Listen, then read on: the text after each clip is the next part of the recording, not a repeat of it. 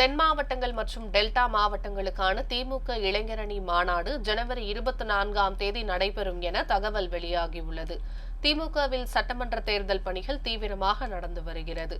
தேர்தலை ஒட்டி பல்வேறு அணிகள், செயல்பாடுகள், ஆலோசனைகள் வழங்கப்பட்டு வருகின்றன. திமுக இளைஞரணியில் தமிழகம் முழுவதும் 5 லட்சம் நிர்வாகிகள், 50 லட்சத்திற்கும் மேற்பட்ட உறுப்பினர்கள் உள்ளனர். இதில் உள்ள 5 லட்சம் நிர்வாகிகளை ஒன்றிணைத்து மண்டலந்தோறும் நிர்வாகிகள் சந்திப்பு மாநாடு நடத்த திமுக தலைவர் முதலமைச்சர் மு.க.ஸ்டாலின் உத்தரவிட்டுள்ளார். அதன்படி முதல் கட்டமாக வடக்கு மண்டல நிர்வாகிகள் சந்திப்பு மாநாடு திருவண்ணாமலையில் நடைபெற்றது. அதனைத் தொடர்ந்து 2வது மாநாட்டை நடத்த திமுக இளைஞரணி முடிவு செய்துள்ளது. இந்நிலையில் தென் மாவட்டங்கள் மற்றும் டெல்டா மாவட்டங்களுக்கான திமுக இளைஞரணி மாநாடு ஜனவரி 24ஆம் தேதி நடைபெறும் என்று தகவல் வெளியாகியுள்ளது.